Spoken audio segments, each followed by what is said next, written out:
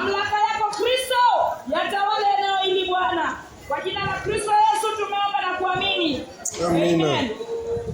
Kitabu ni Matendo ya Mitume. Kitabu ni Matendo ya Mitume. Matendo ya Mitume 3 mstari wake ni wa 19. Matendo ya Mitume 3 mstari wake ni wa 19. Matendo ya Mitume 3 mstari wake ni wa 19. Matendo ya Mitume 3 mstari wake ni wa 19.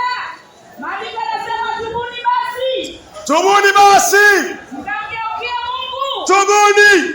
Mungu anasema tubuni basi. Tubuni basi. Mkamgeukie Mungu.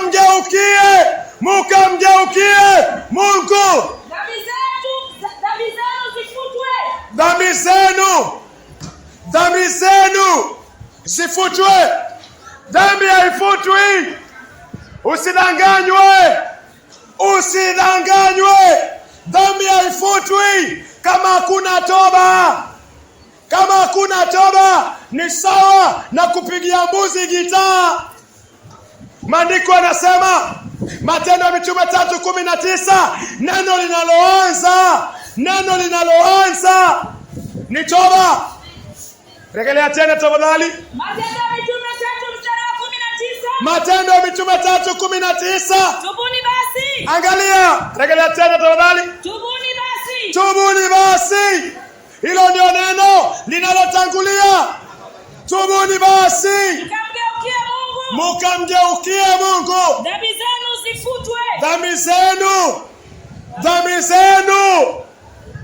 zenu zifutwe. Unazini. Unasema Yesu ni Bwana. Yesu si Bwana. Uzinzi kwa maisha yako ndio bwanako. Unalewa. Unasema Yesu ni Bwana. Nimesamehewa. Ulisamehewaje wewe pasipo toba? Toba ya ulevi hukuipata. Unalala na bibi wenyewe. Unalala na bwana mwenyewe mchana peupe pakavu. Message za ngono zimejaa kwa simu yako. Za mume wa mwenyewe simu yako imeblock. Message imeblock kwa sababu ya message za bibi na mabwana.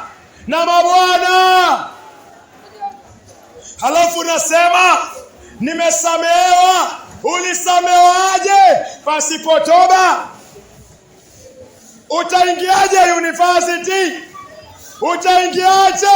university na hujasoma form 4? Wewe uliingiaje university? Ukusoma primary? Wewe nani? Angalia, usitumie mawazo. Neno la kwanza ni toba. Toba ya msamaha wa dhambi.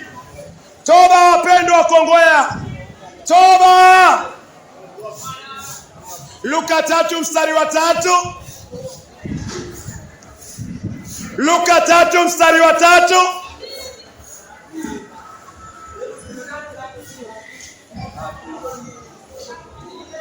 Luka 3.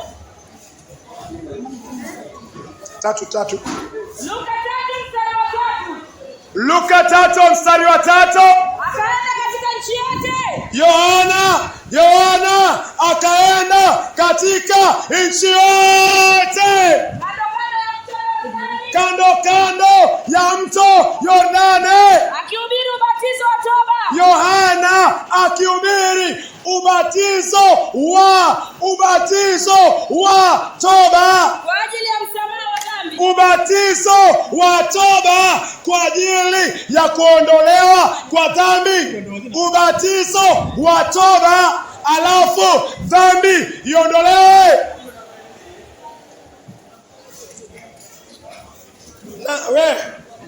Ni wakati unafaa uchunguze wokovu wako. Uchunguze wokovu wako. Je, ni wokovu wa majani ama ni wokovu wa ngozi iliyotoka kwa mwana kondoo? Adamu mara kwanza alikuwa na wokovu wa majani, akafinika uchi wake kwa majani. Alipopata toba, majani yakaondolewa, Mungu akachinja mnyama, mwana kondoo. Manake Yesu alichinjwa tangu kuwekwa misingi ya ulimwengu. Mungu akachukua ngozi. Kondoo alipochinjwa, damu ilimwagika, dhambi ya Adamu ikaondolewa. Kondoo alipochinjwa, kondoo alikufa, dhambi ya Adamu ikalipwa, ngozi ikafinika uchi wa Adamu. Wokovu wa mwanakondoo unaanza na toba. Wokovu wa mwanakondoo unaanza na toba, kugeuka kutoka kwa njia mbaya. Mwanamke hawezi okolewa kama bado anazini na wanaume, hana moyo wa kuachana nao. Kwanza Mungu anakuambia geuka kwa njia mbaya. Si mume wako achana naye, si mke wako usilale naye. Nyote mnakuwa malaya. Malaya ni nani kwa maandiko? Malaya kwa maandiko ni mwanamke anayelala na bwana zaidi ya wawili. Israeli waliolewa kwa Mungu mmoja ya kiroho, walipomwacha Mungu wakaanza abudu miungu, waliitwa malaya. Unalala na wanawake wangapi wewe? Mimi nalala na wanawake wangapi? Wewe unalala na wanaume wangapi? Wakizidi wawili, wewe ni malaya. Mimi kwangu wakizidi wawili, mimi ni malaya. Malaya ingi mbinguni.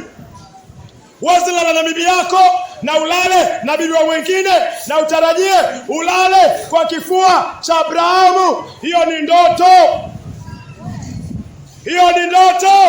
Watu wa Kongowea, ondokeni kwa ndoto. Lazima utubu dhambi. Kutubu ni nini? Ezekieli 18:30. Kutubu ni nini? Ezekieli 18:30.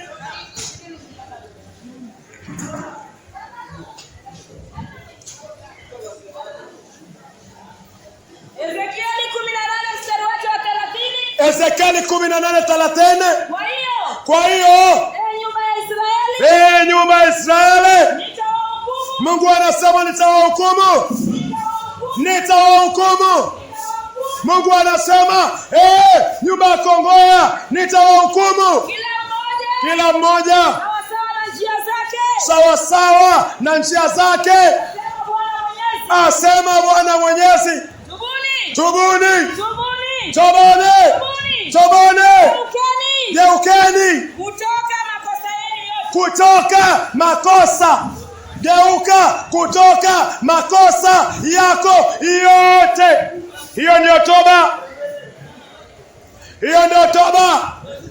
Kutubu ni kugeuka kutoka kwa makosa yako yote. Ulikuwa unaangalia pornografia, wacha.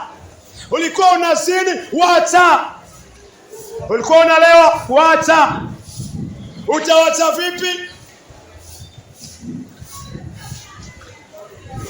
Kuna kitu unafaa uelewe. Siri ya toba, siri ya kuacha ni Mungu anakuachisha. Toba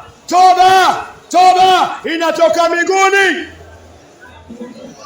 Mlevi hawezi acha pombe, lakini Mungu akimwita mlevi, akisikia, Mungu anampa toba.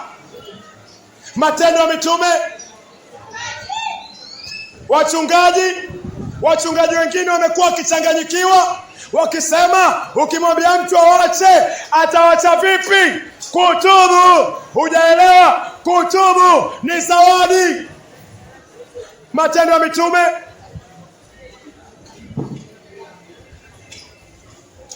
11:18. Toba inatoka mbinguni. Matendo ya Mitume 11 mstari wake wa 18. Matendo ya Mitume 11:18. Waliposikia haya Waliposikia haya hawakuwa na la kupinga zaidi.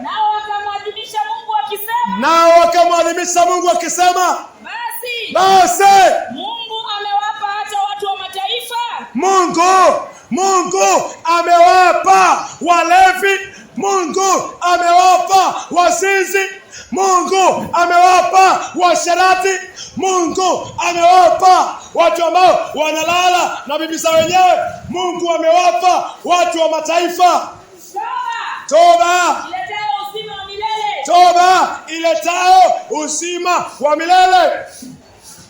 Tukiwa mahali hapa, Mungu akituambia mwambie mlevi awache ulevi, ni kwa sababu Mungu atamwachisha mlevi ulevi. Baada ya toba ni imani kwa damu ya Yesu Kristo. Imani.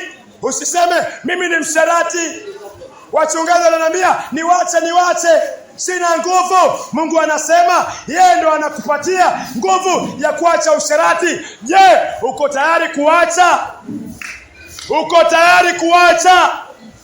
Wewe uko tayari Mungu akuachishe? Hauna nguvu ya kuacha. Hiyo haimaanishi hakuna mtu mwenye nguvu ya kukuachisha. Ni wewe ujipeane kwa mwenye nguvu ambaye uko na uwezo wa kukuachisha. Baada hiyo ni damu.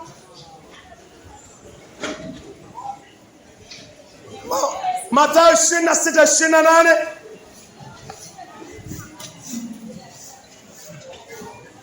Mathayo 26:28. Mathayo 26 mstari wake wa 28. Naam.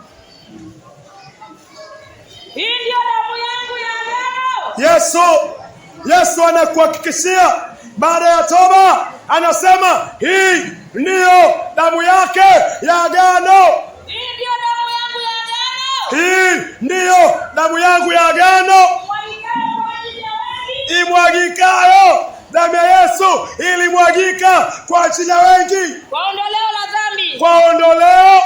Kwa ondoleo la dhambi. Hii ndiyo damu yangu ya agano. Hii ndiyo damu yangu ya agano. Imwagikayo kwa ajili ya wengi. Imwagikayo kwa ajili ya wengi. Kwa ondoleo la dhambi. Kwa ondoleo la dhambi. Nitajuaje dhambi yangu imeondolewa? Je, umepata toba? Je, umepata nguvu ya kushinda uzinzi, usherati? Je, dhambi ya Adam imeondolewa kwa imani, kwa kazi ambayo Yesu amekufanyia? Utajuaje umeoshwa?